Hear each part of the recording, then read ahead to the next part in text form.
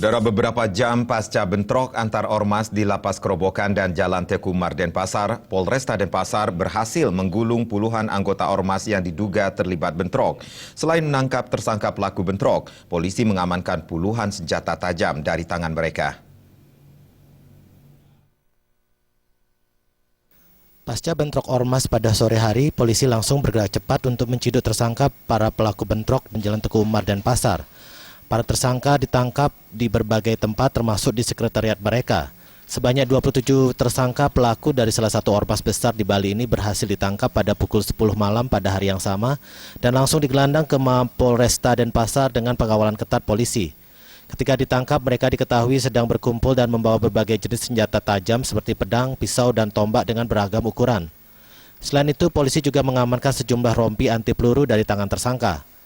Ke-27 tersangka selanjutnya dikumpulkan di Aula Polresta Denpasar untuk menjalani pemeriksaan terkait keterlibatan mereka dalam bentrok dan kepemilikan sajam.